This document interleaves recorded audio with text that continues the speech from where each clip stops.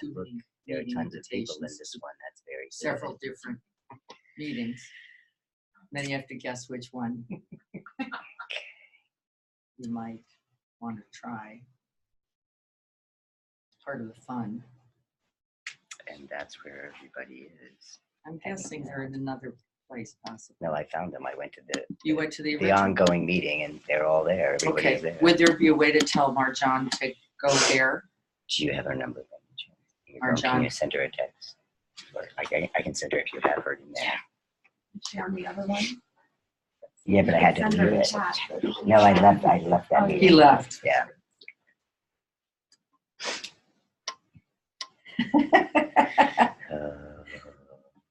Hello, Marjan. This is Diana.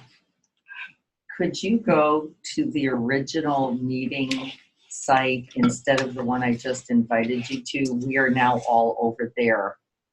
And give her the number again. 491-481-520.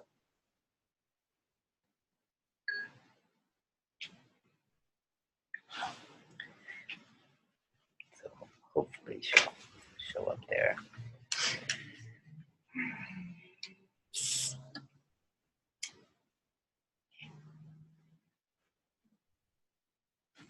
All right, I think now that we found our group, that's a good thing. Okay.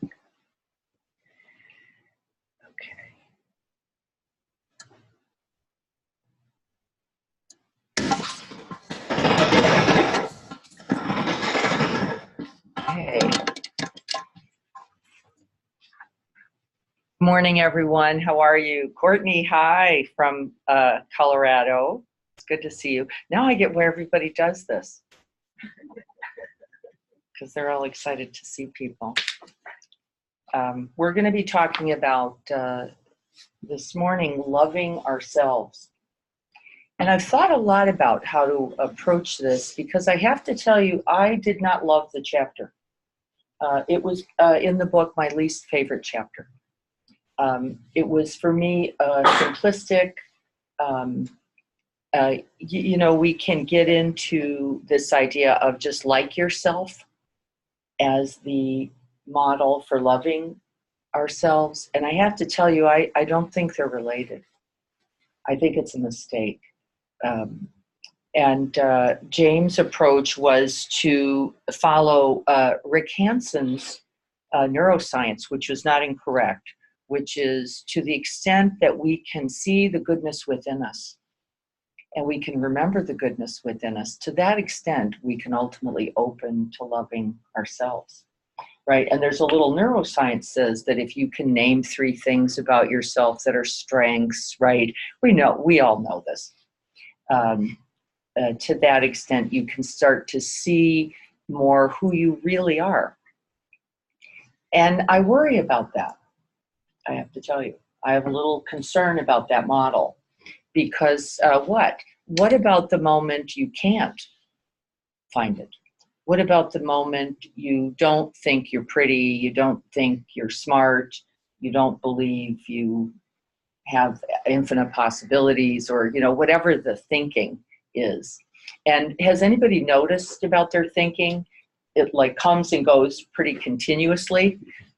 So I think it's a dangerous thing to rest in. What you think about yourself seems dangerous to me rather than a support. Now, it doesn't mean it can't be also supportive. But I think to go, in fact, I found a poem and I thought it was a perfect example of what we Western industry model do. And here's the poem. I'll read it it's quickly. And you're supposed to fill in the blanks. I am blank. I wonder blank. I hear blank. I see blank. Fill it in. I want. I am. Second stanza. I pretend. I feel. I touch. I worry. I cry. I am. I understand. I say. I dream. I try. I hope. I am. Now, it isn't that it isn't true, but what is also true? Not that. Not that. And this is, I think, the bigger practice. That in any moment of any thread, isn't it true that this is the reality in the arising? Worry like this, distress like this, kindness like this, right? Love in its expression like this. No problem. No problem. But I think that if we begin like this, it's a problem. Because I think then it's too easy to go, once we get an I am, guess what the other side of that is? The I am not coin. I am, but I'm not. I am, but I'm not. Right? And now we've created this dualistic thinking self. Anybody notice what that one does? Talk about knock you out of bed. It knocks your block off in this life. I am this, I am not that. I am this, I am not that. So what if we gave it up altogether? What if we rested in that which knows the I am and the I am not, and doesn't take either as a limited believed thought about oneself at all, just a momentary arising. And so Rumi, amazing Hafiz, all these amazing poets say what? I am the sky, not the cloud. Right, you get this idea? This momentary arising, it will come and be and fade and change and go, but that I, that divine sourced I, is larger than any one thread, right? So does anybody have anything in their home that broke in some way? Something, a button came off, your grandmother's favorite cup, and now there's a chip. Is it diminished in any way by that? Of course it isn't, right? It isn't at all. In fact, you still have it because its value, its importance is really no less represented by the shape, the size, right? The thread worn or not reality of the thing. And so the minute we take an I am, I think it's a setup. And I think it's dangerous. I think it's dangerous because I think the minute we do that, we're setting ourselves up for, but now I'm not. Now I'm not as kind. Don't we do this? Self-judging, condemning. I am not now this. By what? My idea. Simply of what I should be, what I believe I must be. And in fact, has anybody noticed this reality? I'm not any of what I'm thinking I'm supposed to be most of the time. I'm just here trying to be present, trying to bring my whole being first to the party, and then to see if I can't pay attention.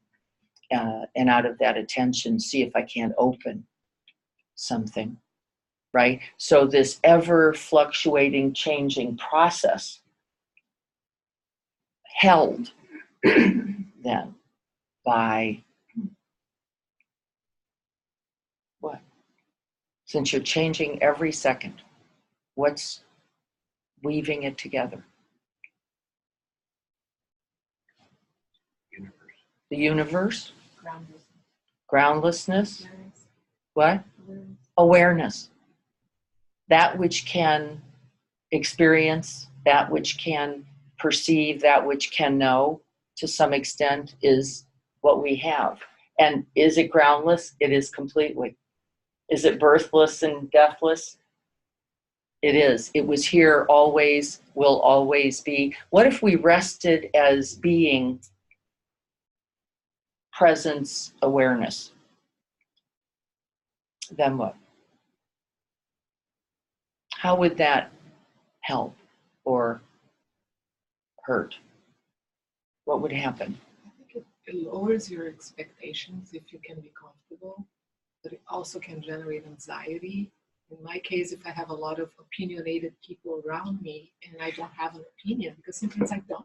Right? I'm like, I should say something. Mm-hmm. I should be. Yeah. I should be in something. This is that existence, non-existence dual dilemma we're always struggling with. If I'm not opinionated, then am I nothing? Is true? No, it's not. Of course it wouldn't be true. Maybe, and in fact, Thich Nhat Hanh talked about this a lot in his teachings. He would say the boat people, as they were coming over, and of course there were horrendous deaths and pirating and horrible things that happened on a regular basis for those people and refugees now. Isn't it true? Just today, not different than in the 70s. And he would say, you know what, how the people who got here finally got here? One person in the boat who sustained presence and calm. That one person who went, we're going to get through this, we're going to do this, and often was without language. A quality of being that was brought. You know it, don't you? You walk into the room and know it, don't you? You go, yep, it's okay. Their presence. And where there is presence, there is awareness. And where there is awareness, the possibilities for safety, for ease, for well-being have now exponentially expanded. But what do we think about ourselves? Isn't it true? We think, I've got to say something. I've got to do something. I've got to be, because our own fear kicks in. It's exactly right, isn't it? I've got to be. What if that presence was it? What if everything else you did, said, thought, acted came from that? And then we let it be. Right? I wrote a little bit in Sunday's newsletter, for those of you who saw it, about my son's presence, right? A very kind, very loving, abiding presence. He never said a word. He never said, do you need help? Mom, this is hilarious. You always do this. He didn't do it. He didn't diminish or add anything. But his presence was so pervading. It was so amazing. Right? Because what? He chose. He chose presence. He said, I will just be here. I will bear witness, is one of the words I used to this experience. Right? And this is where we get anxious. We're often not willing, are we? We're not willing to first bear witness and be present. And so I thought we would practice that as the greatest act of loving ourselves, that we could allow ourselves simply to be.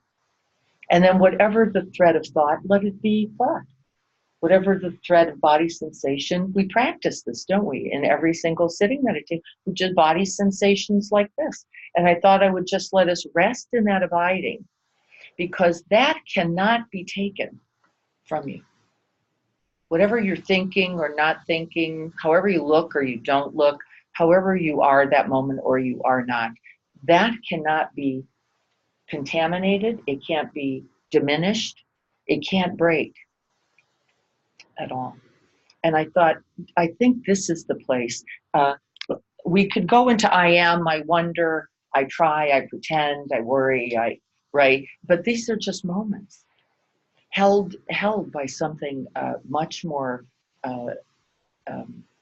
durable than any one moment. And I think our practice is that. I don't even believe it's the loving kindness practice. I think you can add that later. May I be well. We'll start that at the beginning as the aspiration, right? And then simply abiding. Can someone just close that door a little so we don't disturb those coming in? I think we have to watch the idea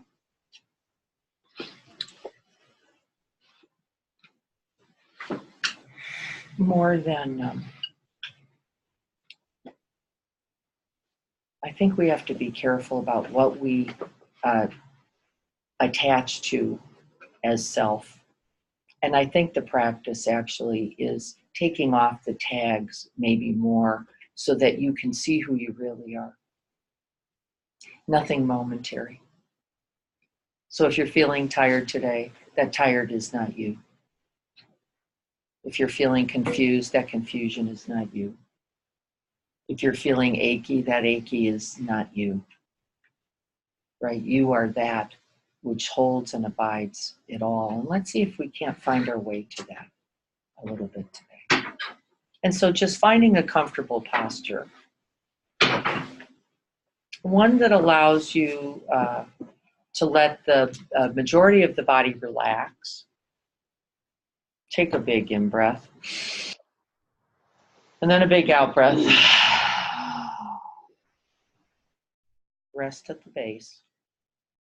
Then another one.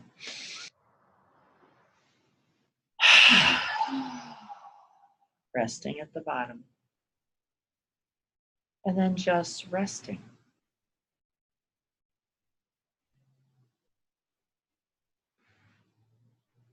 I am this rested one. This present one. This awareness.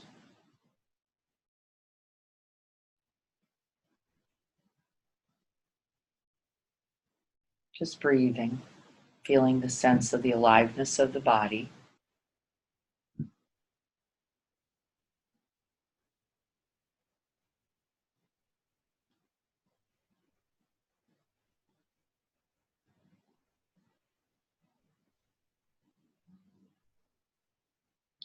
Where the attention goes, there is presence. Where there is presence, there is love. We don't have to make that true. It already is.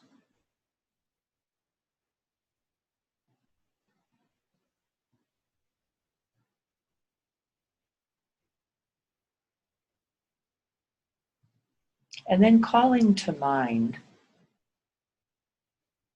your motivation or intention for the practice today.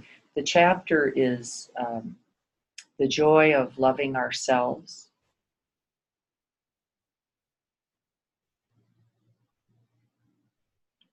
And maybe we could practice being as the foundational base for that love.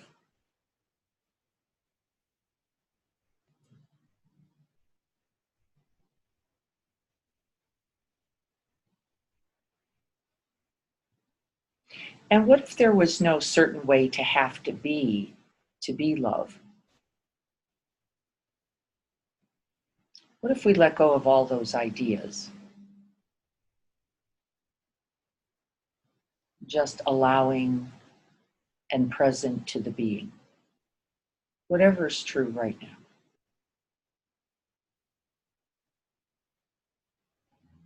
And with each out breath, I'd like you to just rest into that awareness.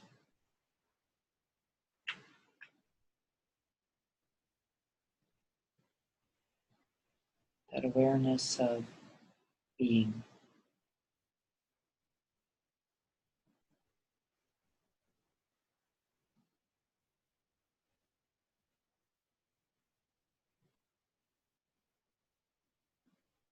And then we offer this very being to the welfare and the benefit of all beings. This is a radical act of generosity, of kindness and love. That whatever we make contact with today, may we offer it and its merits, any benefit that may come from it. May we offer it to the welfare and the benefit of all beings.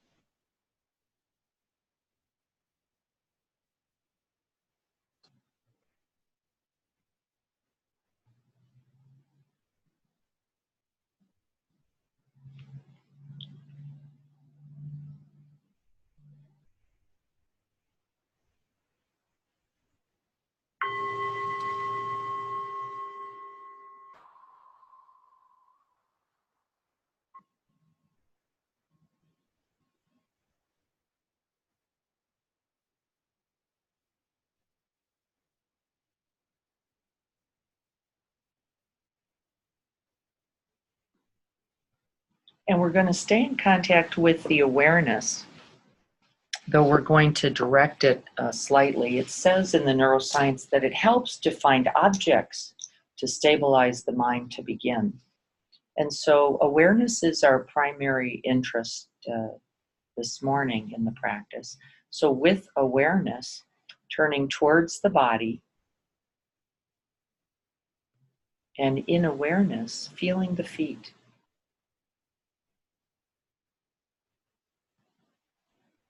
There may be particular sensations, temperatures. We are not these feet. We are not these sensations, though we can experience them.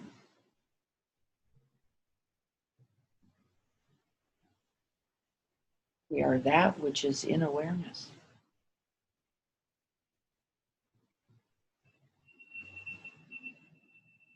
And by our very attention, directed now towards the feet, in awareness of the feet, their love is. Care for the feet.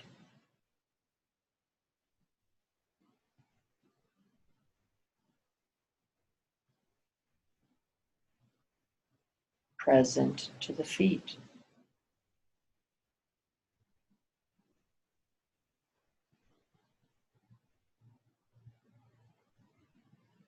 There is no special way to feel about the feet. There is no particular thought necessary.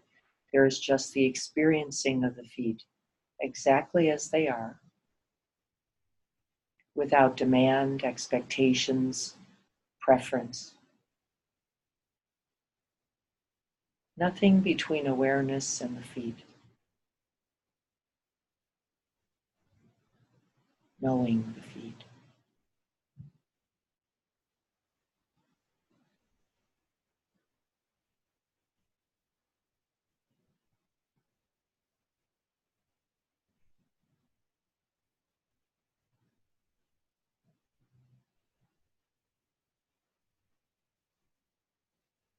Can you notice the continual change and flow, the flux, this ever-present sea of experience happening here just in the feet?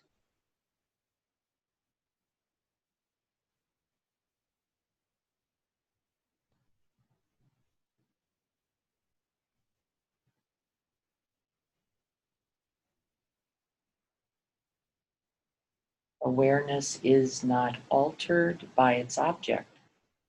So whether you like the sensations or you don't like the sensations, it's no problem.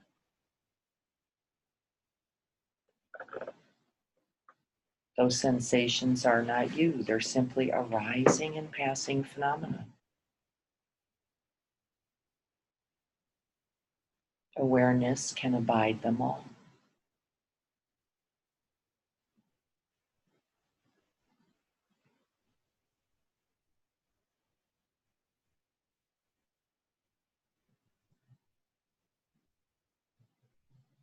And then we're going to let go of the feet and shift our attention now to the area of the legs.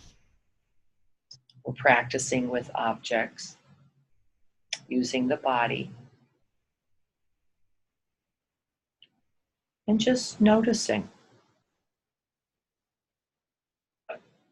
particular sensations or lack of sensations in the legs. I am not my legs.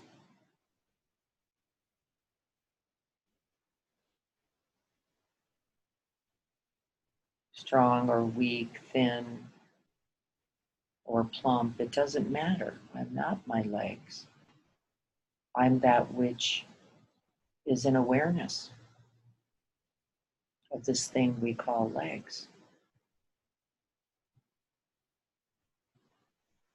We might have opinions about the legs, certainly preferences, things we like and don't like, sensations coming and going.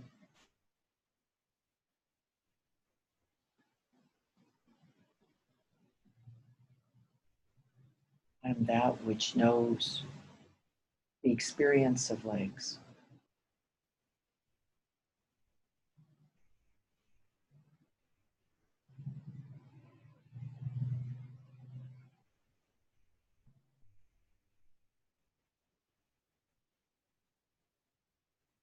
pressure, tingling, tightness, release, all coming and going.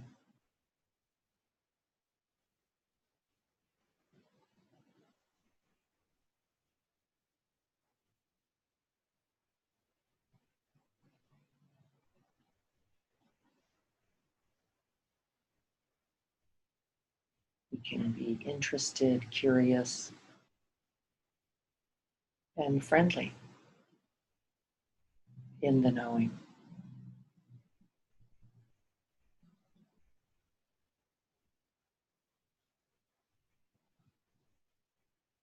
Abiding in awareness, the ever-changing experience of legs.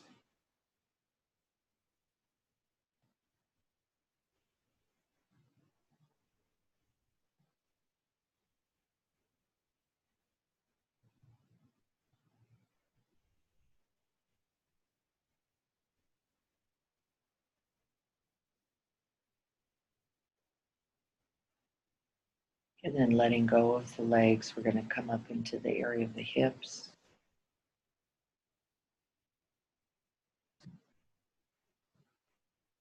Moving around and over,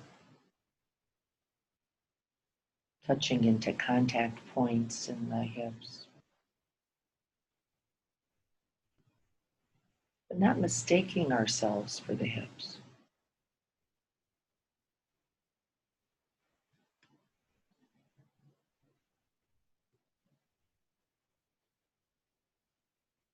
And in fact, with each out breath, we can let go of those held ideas, the preferences, the belief thoughts,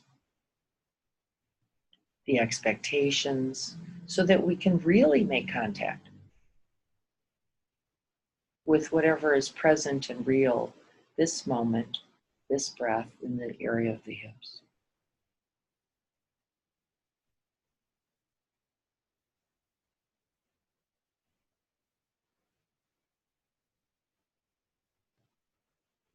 We can fully make contact with the hips without being lost. We can place attention and allow awareness to arise.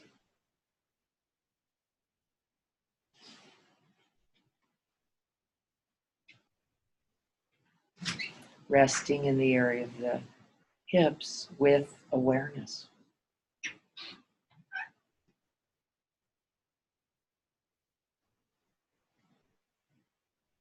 Breathing into the hips, lightly placing attention.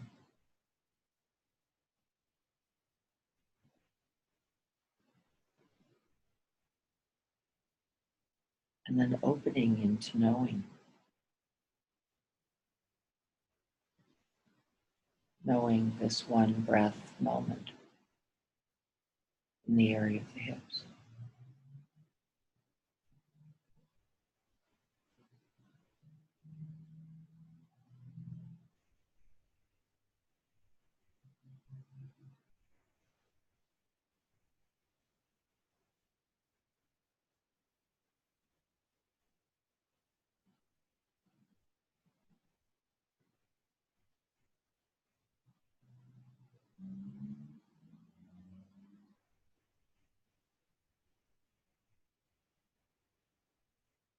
And then if you can, come up into the area of the breathscape, the chest, the diaphragm, the belly, and find a place to rest attention there. Remember, we use attention to invite awareness, where you can feel the rise and fall of the breath most vividly.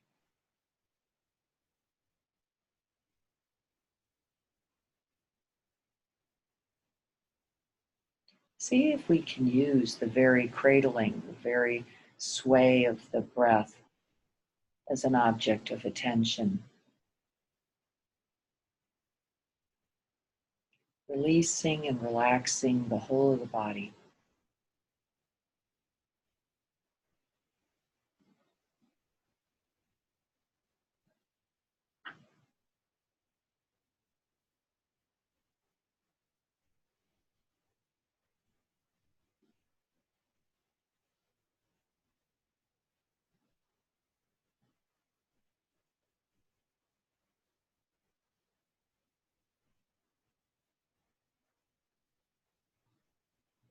Though we can feel the movement of the breath, the expanding and rising, the emptying, the softening, we are not the breath.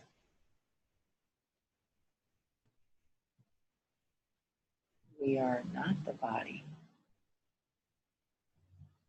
in its continual change. We are that ever abiding presence, which can know the change and be still.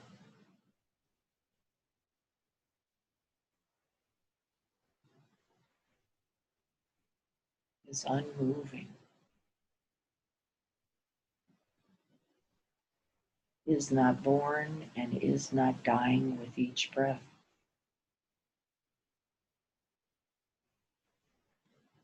The abiding presence of awareness.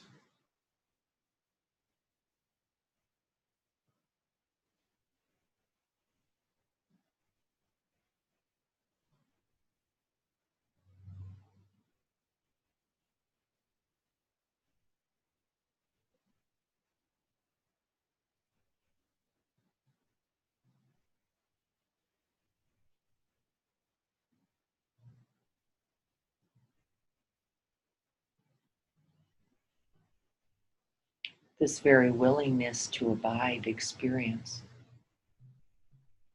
This is a radical act of presence and love.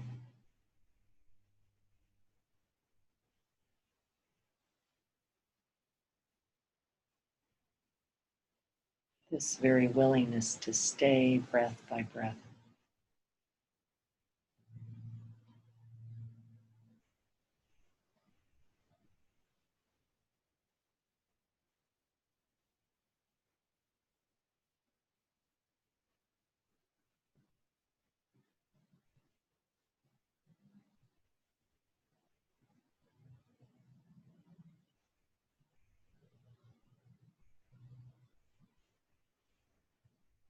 Continuing to place attention lightly in the breath as a way of making contact with awareness.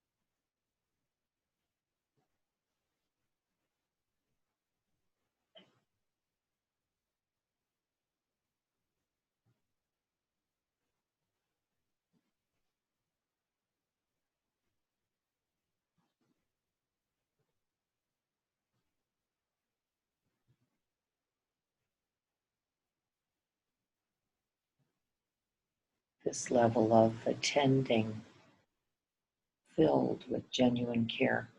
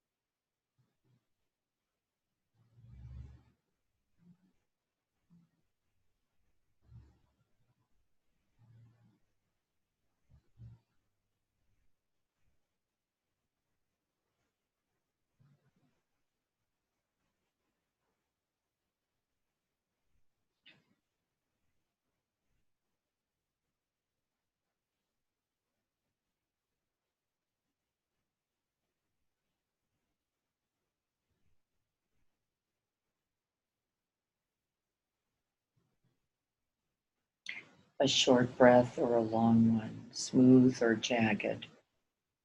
It doesn't matter. Awareness is not altered by the object.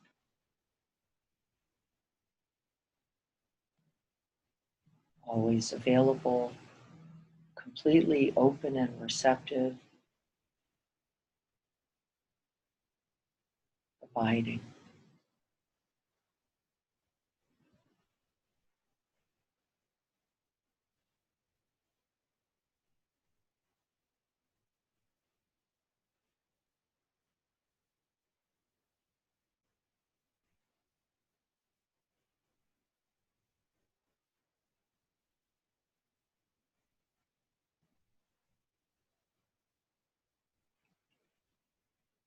And then you notice that the thoughts come and the thoughts go, just like the breath.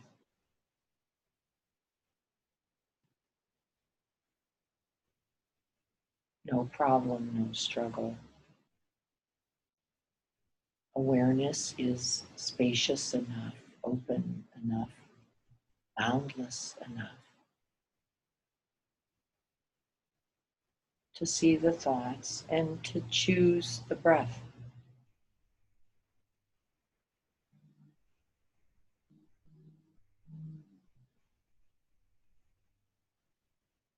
Resting awareness in the breath.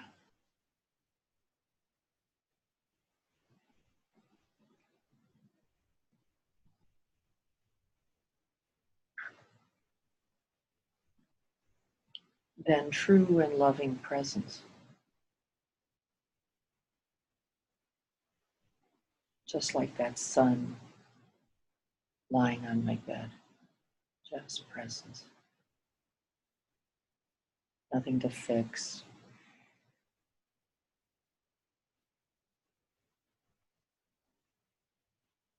Just being.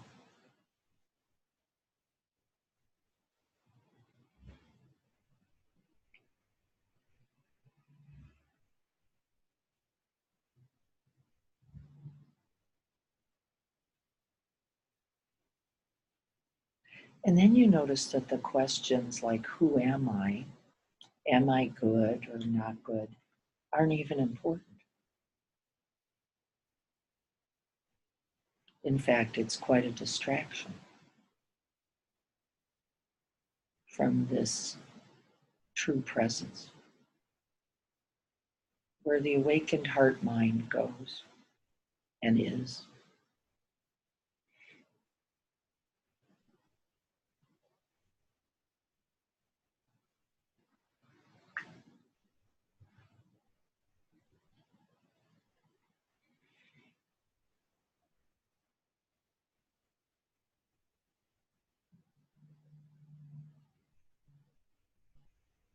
And now we don't have to recollect our good qualities or our bad qualities. It seems extra and unnecessary. We are already abiding this quality of our being, just this one breath. This is enough.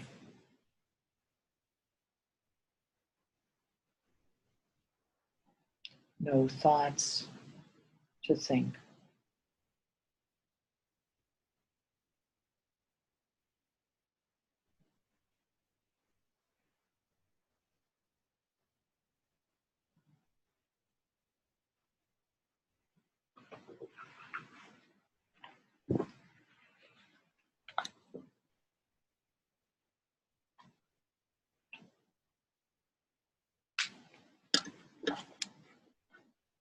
And just as we don't claim the breath as ours, we don't judge the breath, the good breath, the bad breath.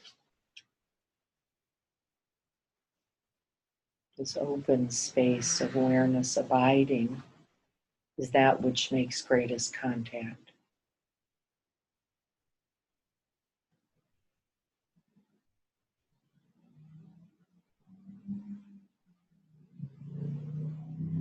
A great and radical act of love.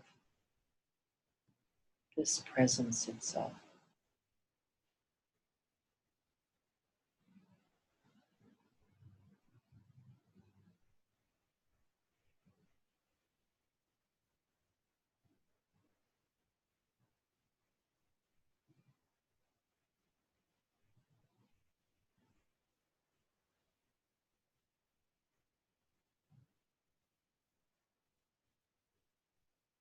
Can you feel its stillness and its silence?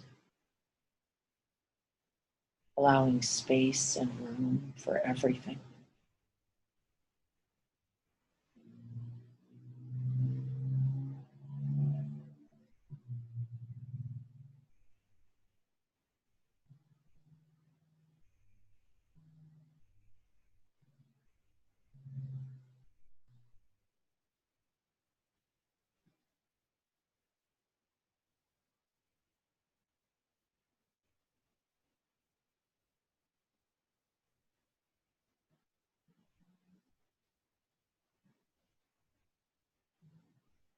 Once we can feel the infinite, ever expanding, open, loving nature of awareness, we can take it anywhere. We then can move it from the breath into awareness of thoughts.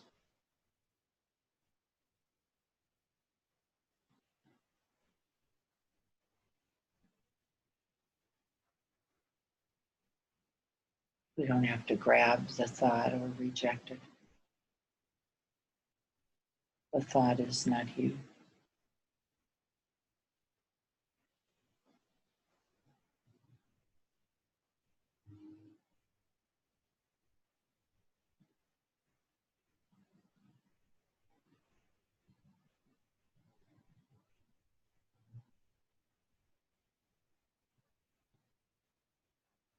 In awareness, we can't get lost in thoughts.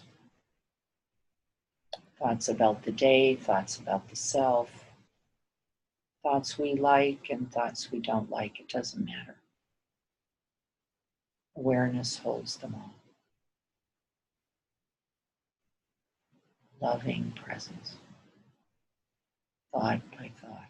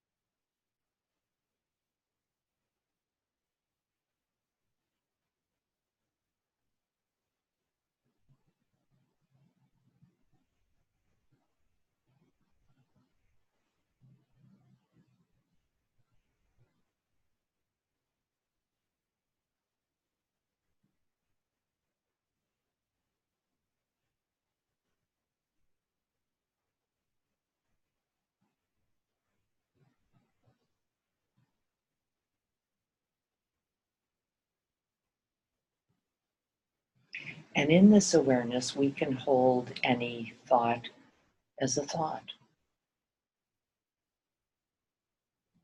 We can hold a worried thought,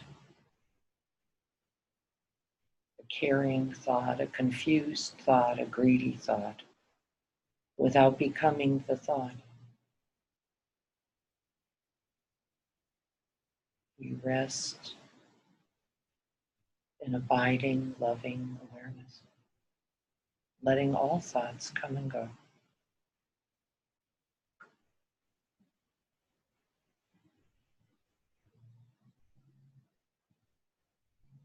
Radical, radical, radical act of love.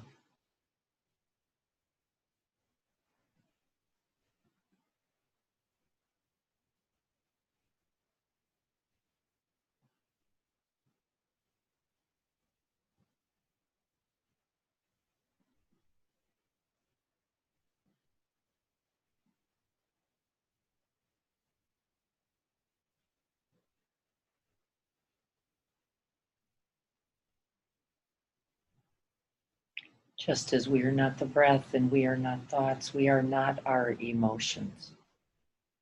Emotions are simply constellations of phenomena, rising and passing.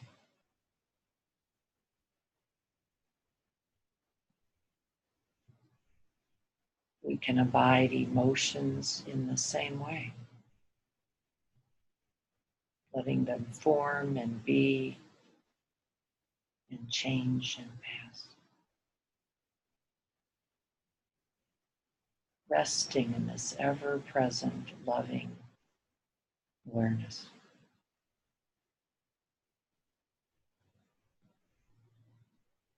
unconditioned by preference, by opinion, by liking or not liking.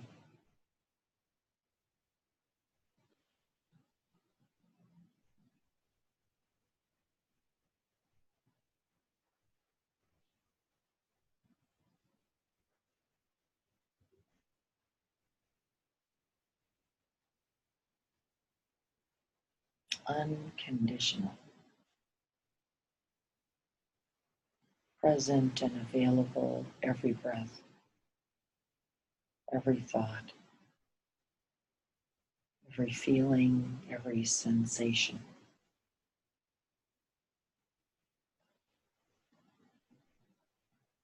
Rejecting nothing, holding it all.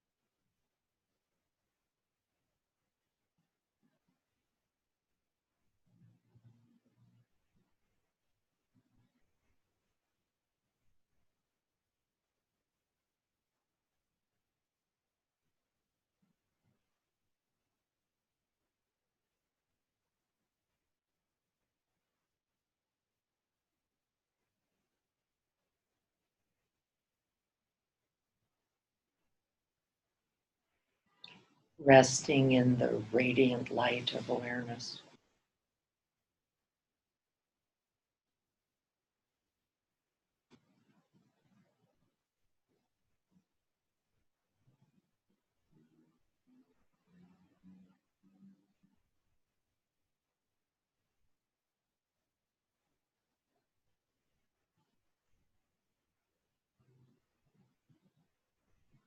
Shining on all things.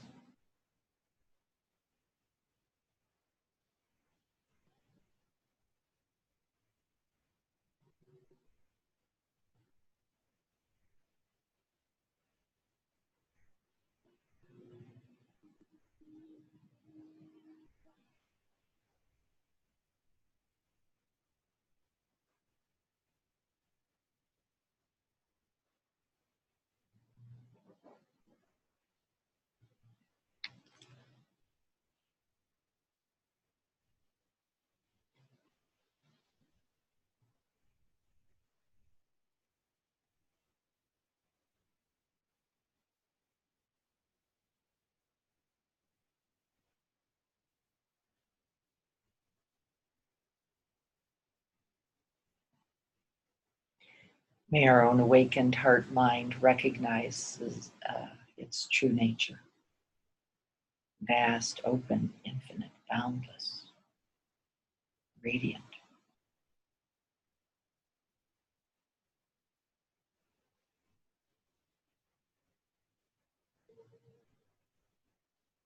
Holding all things.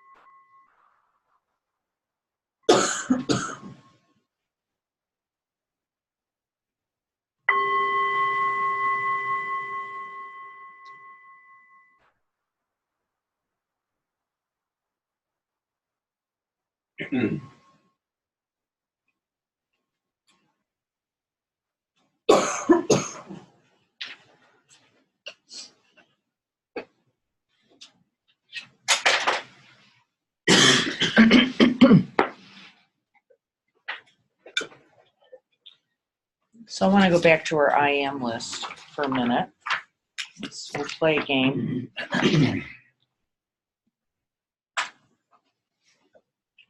I am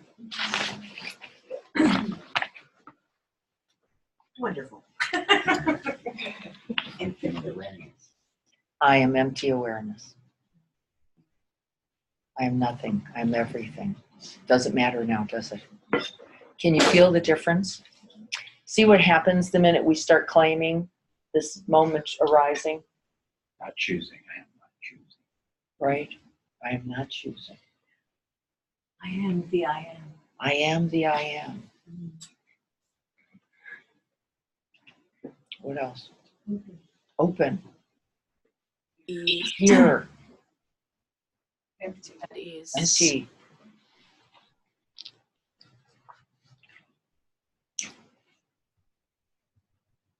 Free.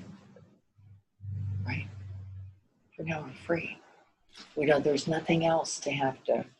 The minute we buy in, it doesn't mean we can't take ownership in noticing a moment of worry is worry, right? We don't reject it either. Noticing a moment of confusion is confusion, no problem, right? None of this, because I am not this. This is the momentary arising, which has only really, if we will allow ourselves, what? Wisdom, compassion in it. That's it. That's all you could do, wouldn't be? If you just arrived, you could only love it, you could only hold it, you could only know it. And consequently, two things would be born from it: wisdom and compassion, right? As you knew it, so you could understand and act skillfully. And as you knew it by heart, you could only feel for it.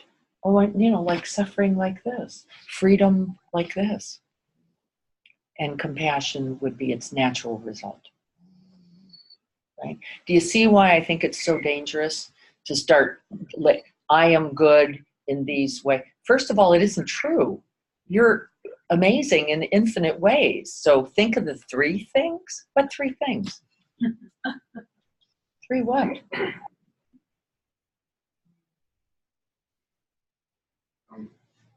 Because association is easier than dissociation. It is, isn't it? It's difficult to get what you say. To rest in nothing is a little bit tricky. We all love handles. Everybody wants the doorknob, right? Everybody wants that. Now I know I got that. What is it you've ever found that you just is always permanent forever? What is it? Oh, not knowing. Open space. That's all right? However kind you think you've ever been, you are not always that. Not me either. However horrible, hateful, you've ever thought you're not that either. Right? They're just not true. And so I want us to be a little careful about this. And I don't agree with James on this. I'm going to take a departure. I think it's dangerous to take claim in this way.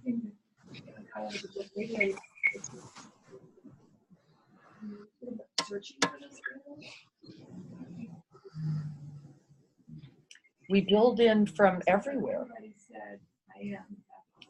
So what Lisa's saying is, didn't we get a lot of our ideas about self from other people's mirroring or perceiving or opinionating? Or isn't it true where those are called introjects, where the first thing we get is what we call a receiving object, a mother, a caregiver, somebody going, oh, you are beautiful when you do that. And so what do? We're like, well, better keep doing that. Right, like forever. and then we notice the moment we're not that, and we do blew it. I wasn't as something, but these are the all and nothing, the thinking patterns, and we do take it on, and we all have opinions about yourself, but I want you to notice what those are. So this week, I'd like you to notice your believed thoughts about yourself. I'd like you to make a list. And then I'd like you to repeat them to yourself, just so you can feel the squeeze. I want you to feel that squeeze. I am. It won't matter what you come up with, will it? No, the squeeze. Right, it's got a squeeze in it. But I want you to know what these thoughts are, because whether you know it or not, you're falling into that regularly. Lisa said those things that other people thought we should be, we were, we had to be. Right, we can paste those on. We can paste on wishes about, right, which in some way is its own denigration, because it implies you already weren't enough, because you've got to be something else. My impression of what a good mom is, my mother didn't work everything for us. I work. I still try to do everything for them, and I Yes. go nuts. Yes. I guess. So this idea of a mother is good if she does everything for you, that's love. This is Brady, That's right. Beaver Cleaver's mom. Remember, I don't want to, I have no aspiration. June had no personality. She was holding around in that great dress that swooshed as she walked. Right? She was as invisible as anyone could be. Right? So I want you to make the list. Believe thoughts of who I think I am or should be. And I think the should be list can often be as large or larger, can it? I should be this. These are built-in introjects that Lisa's talking about. These are the ideas about our being worthy of life. If you could be this, kind, caring, generous, smart, whatever it is. And so I want you to make those lists first. Believe thoughts about who we are and who we have to be. And then I want you to consider what it would mean if you didn't have the rules about how you were supposed to be. What if we didn't, what if that's not true? Is who we are and how we're supposed to be. What if neither is true? Then what? I want you to consider that. Who would I be without the list of who I think I'm supposed to be? Who would I be? So, what we think we are and should be. Yes. Two, because they're different. Who am I? Who believe thoughts about who I am? And those often come with descriptors. Even though the concept is attached to all of that, and that's true. We can't detach from it if we don't know it's hooked us. You get this idea? If you don't know what, you can't unhook it. Yeah. I want you to see what plays. You're aware of the squeeze. Yeah. Yeah. Even there's a type of meditation that is recent. Ask you questions. Create. So what's your opinion? You do create a, I am a teacher. I am a Self, some self. Right. So then you're meditating on it. Yeah. It's the things you want to be in. Yeah. Is that different? Oh, yeah, I would say so. So that's more like, this is what I want to be now? No? I guess now I'm just confused about Yeah. that. Yeah, it's self-making.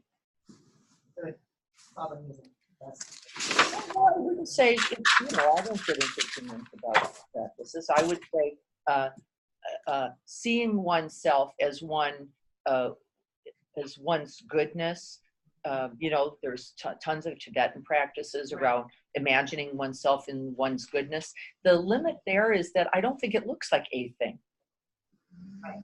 It might look like this thing, right? Goodness reflected in this moment, but you would never make the assumption that that's it, right? The Tibetans don't mistake it either. They don't go, there I am, that's it, I'm blue. So it's sort of that momentary, if I'm practicing that meditation, it's sort of just that momentary, Yes. Arising this is what of now, in this moment. that's very different than the way I've been. Yeah, it keeps you way less attached to it's Right. got to look like Right. this. And I remember doing the Medicine Buddha meditation. I'll use that as an example. And so I was not able to get blue. And in the Medicine Buddha meditation, you take on this blue, well, whatever it was for me, blue was not happening. Yellow was kind of happening for me. And so I was going, I'm just getting this wrong. Now I'm early in the practice imagining that everybody sees my yellow and everybody else is walking around in blue. And I see the Rinpoche looking at me like this and rocking and nodding. And I'm going, oh, he knows I'm yellow. He sees my yellow. He's going to go, you're in the wrong group. You're supposed to be over there. And, I'm yellow and I'm blue. I'm not getting to blue. I give up finally. I'm just like, I'm a fucked up Medicine Buddha. I can't be blue. And he says in the end, he's going to call out my yellow. And he goes, the color doesn't matter.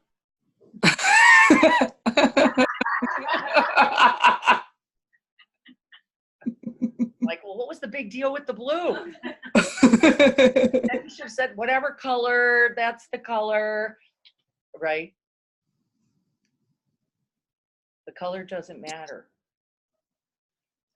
Be your color, right? Be your color.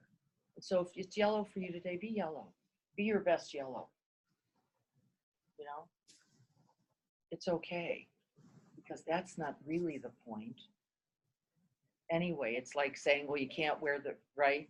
You have that on, you're messed up. Of course, it's not true. What is true? You cared something about it. That mattered. Okay? And of course, I got all hooked into the color, and because I wasn't the right color, I didn't really benefit in any of the ways I could have had I just stayed present to that sense of radiant light. The color be with the color as arisen, it doesn't matter. Really be watchful of this kind of thing, right? So when they have visualizations or they invite colors, it's an invitation to a connection to something that's real in you, that's available in you, and that's actually also ever changing.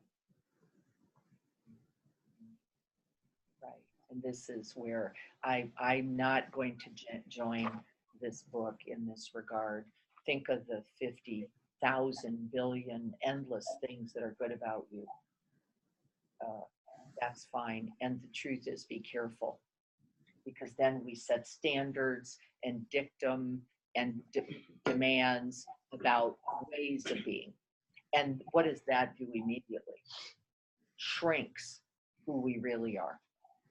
It's got to be blue, and it's got to be light, and and since I'm not that right now, because you're going to notice, right now that you've set that standard, you're going to notice the infinite ways you're not blue and you're not, and then of course the suffering is the result of that.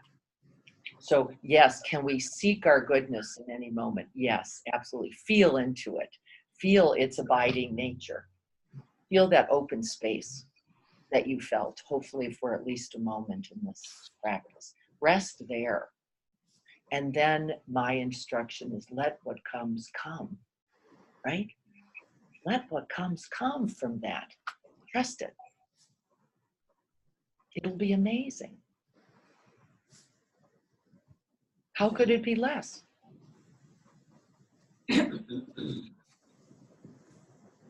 Right? Could be less.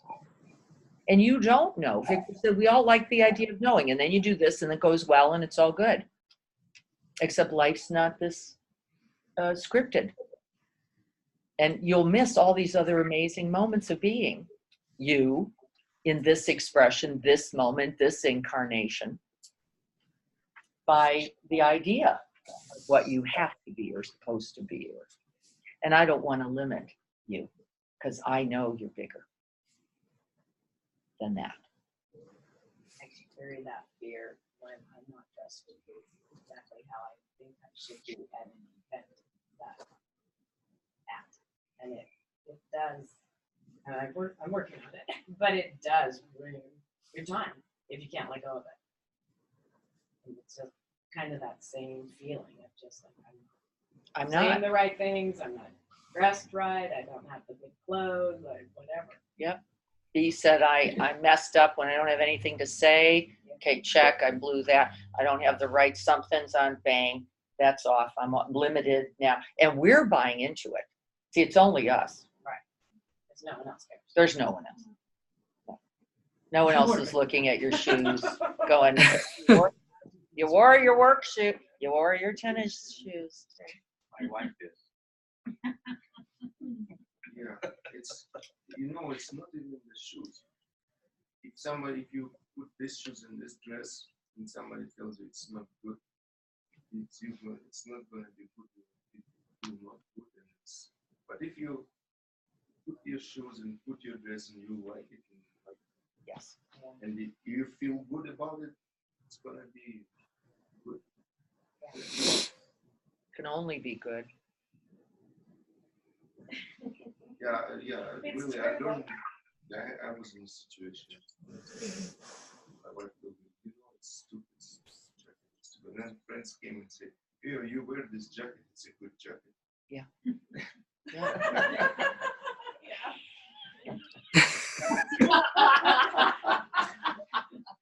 What did your wife say after that? No. She agreed. Yeah. She saw it in a different light. So what changed since it wasn't the jacket? Her perception. It's just Ours. attitude. So what we're open to becomes workable and enough, and what we're not open to becomes deficient, not enough, right? Problem. We make it the problem. But what's deciding? Who and what decides? Do you suppose? Over and over all day long. Some quality, right? Some contractedness. Little contract. Can you feel it? This is just the point. I want you to feel the difference between that contracted definition of self and this open space of awareness that can hold the contracted self, by the way, without knowing contraction like this, knowing discomfort like this, knowing the belief thought that I'm supposed to say, be, look, act a certain way, which is dramatically limiting reality. Very, very tiny box, which no one fits in. And I think this is loving ourselves. This is where I think loving ourselves is, that we can create a little space and a little room for the infinite nature of us without this, I've got to be a certain way. And my blue medicine Buddha example is perfect, isn't it, really? Because you don't even have to be blue. It came to me, the Avatar, the movie. I see you, and they were blue. So if you're not blue, There's a you're not- lot in that movie that's like. Yeah. You don't have to be blue. You don't have to have on the right shoes. You don't have to be a particular way at all. But for me, like for women, I think more than for men. Yes. Like sometimes, and I'm from Brazil, from Rio specifically, so there were like more than one time that people would say mean things to me because I wasn't this way or that way or wearing something. And what I see about this, and I get what you're saying, like, oh, people are not paying attention. Some people are, but people are paying attention to I say these things. Oh, okay. Nowadays, it's still kind of zing sometimes, but I'm like, I'm not interested in what you have to say because I have people who see me without this. Who you really are, which is not the color, right? Not the shoe, not the hairstyle, not the. We better not grab onto any of that as who we are. Guess why? Changes. Thank you, said Courtney. It's all going to change anyway. However thin you were, okay, never mind. However, whatever you forget that. How much strawberry wine? Okay, not so much. However, you used to be a man, not so much now. And so this is the ever-changing reality, and openness is all that we've got then, to say yes in this too, right? How do we hold with some kind of acceptance, care, and regard each of those realities without then going me or then you?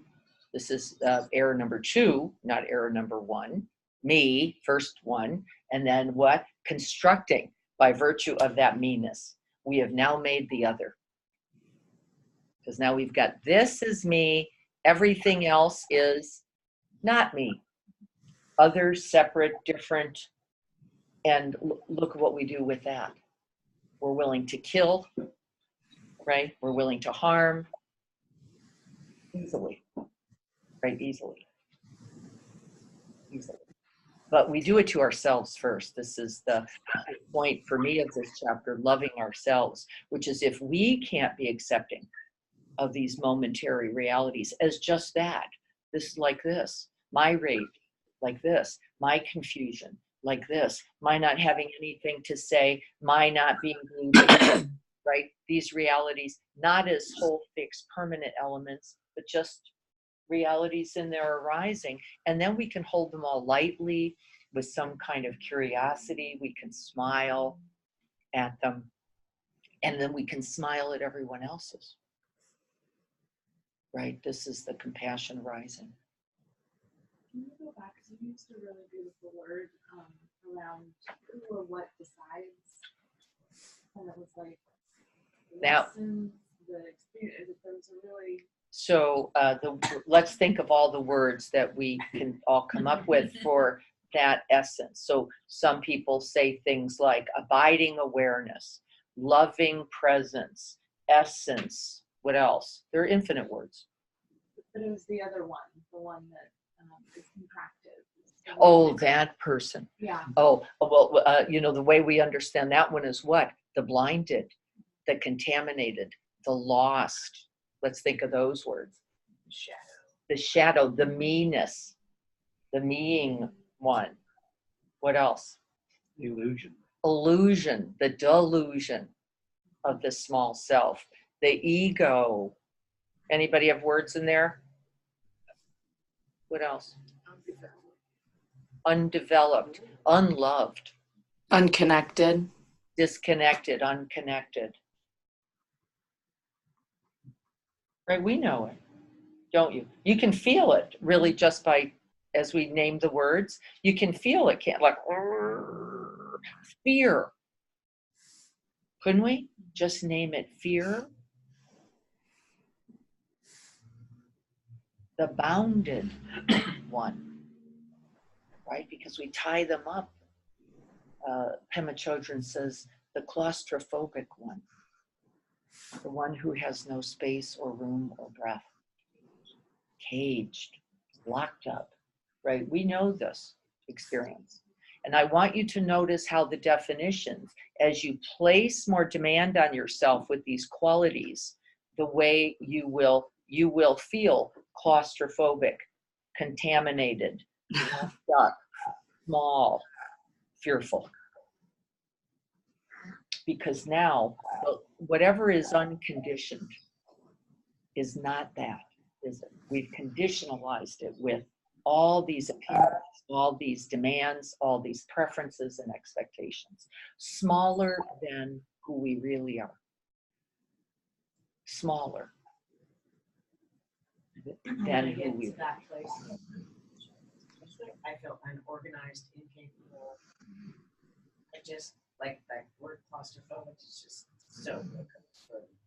And I literally, the one thing I was supposed to do, I didn't do. Yep. Yep. And so then we buy in. So Robin is saying there was something I wanted to do, something I'd intentioned to do, something I thought was important to do, and then I didn't do it. And then what do? Then we buy into the story that that's who I am. That's what we do. And not only do we buy in, we attach. It's like, I call it pin the tail on the donkey. Bang. Deficient. Failed. Right? Then we take it and we claim it and we take ownership and then we become it. That's all. This is why I don't like descriptors. See, I don't like them. So we could name all the beautiful things you are today, and you're going to find within 11 minutes some moment where you're like, no, not that. Not that. I wasn't very forgiving right there. That's not so. All that forgiving. No, it's not true. So I don't like that dualistic model. I think it's dangerous. Because in fact, in Girl Scouts, we used to do a thing. We used to take a piece of paper, cut it in half, and it used to say, write all the good things you are at the top. Anybody remember this? Completely failed exercise. Write all the good things you are at the top, and then write all the things you're limited. I'm not a good rope tire was mine. And you remember it to this day. Can't tie a rope. Can't tie a rope. Can't. These are the things we're going to work on.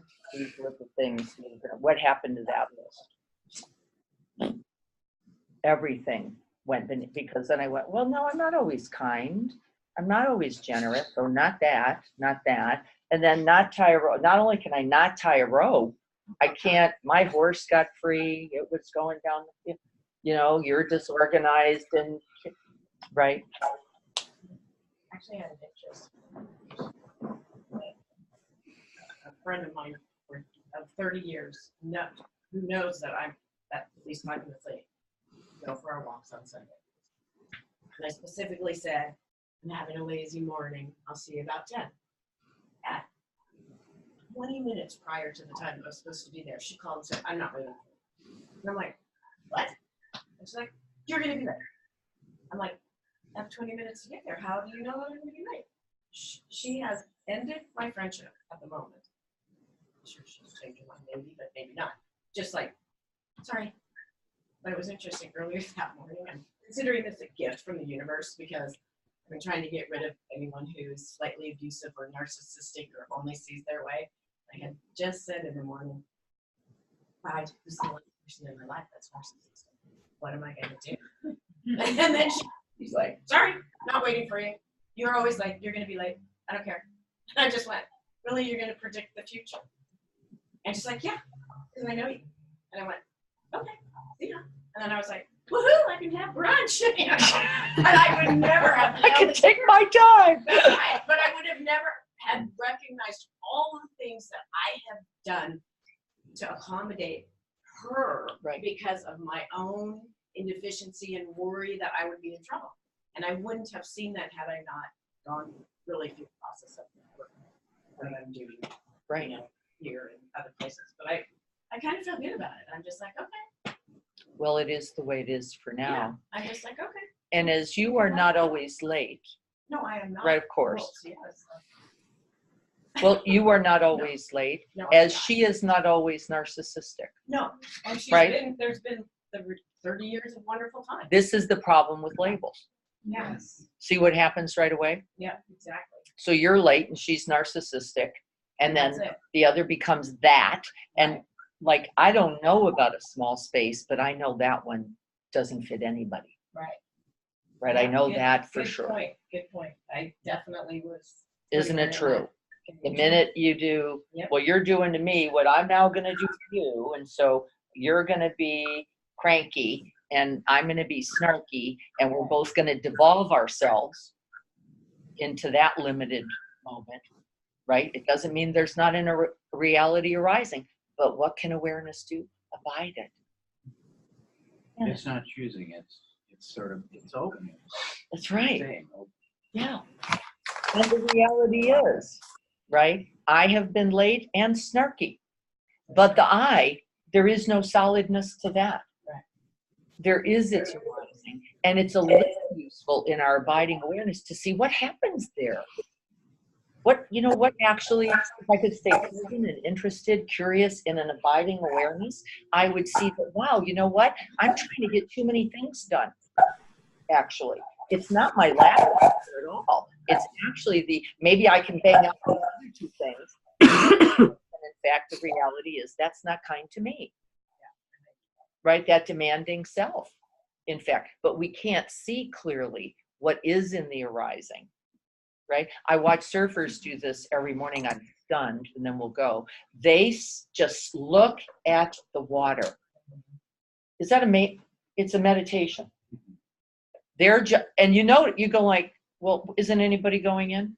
What's going on? They're just. You're like. It's not meditation. They just tend to see which. That's right. Yeah. What is it? It It requires attention and awareness. So they literally just rest their awareness in that water and they watch its shifting, changing, flowing, right? And then they go be with it in that amazing way. But they're so wise, right? They just know before I can be with it, I have to know something about I it. mean, before they get into the Oh yeah. oh, I mean, it's- wow. Oh, the it's thing that lengthy. makes this such a great place to surf because you have all these high places where you can stand there for an hour Watching the water. watching the water. It's really beautiful. And there's not talking. And if there is, it's fairly lala. Somebody's just making a marking the knowing. Da, da, da, da, right? But what they're actually doing is just abiding awareness. Look at this over an entire ocean, right? Amazing, right? And so we can be just that. This is the beauty of us. The skillfulness, the surfing the waves of the moment come from first knowing where and how you and it are, and then we join something to it. And I want you to risk this. And so what would it look like? So we're going to come up with our lists, watching for its habit nature. We're going to see it. And then I want you simply to abide, risking it. What would it look like?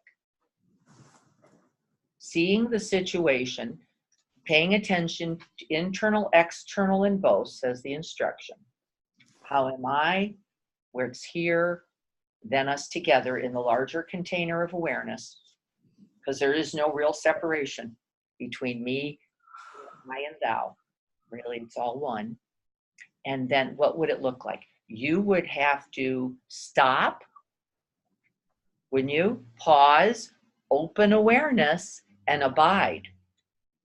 That would mean not doing the 25 other things you're in the habit of doing, wouldn't it? That would mean something like 5 to 10 intentioned breaths, and then just opening to being. Nothing to say, nothing to do, abiding.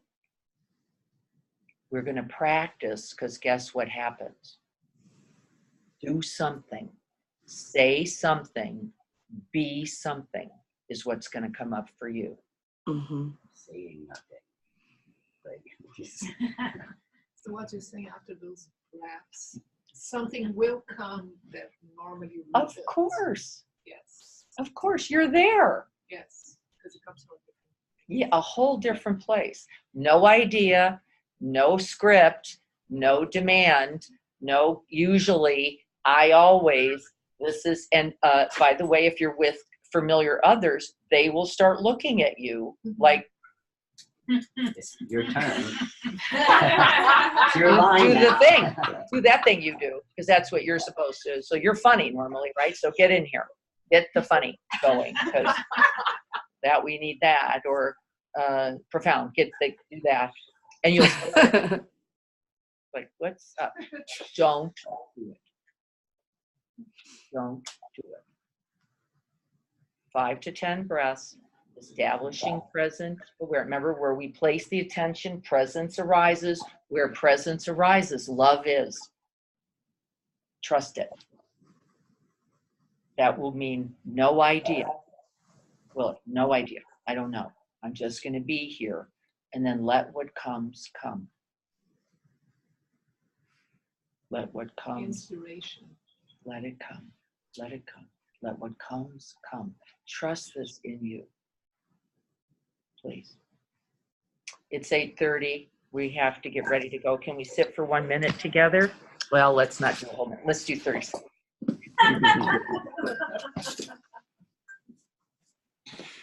And so this is the big work of abiding off the cushion, right? Making contact with the body. Breathing into it, feeling the sense of the aliveness of the body. Simply opening the container of awareness.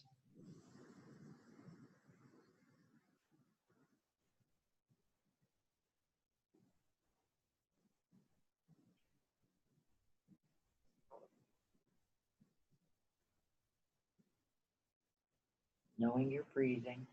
That's your anchor point. But you're continuing to open awareness. You don't have to lock up into the breath.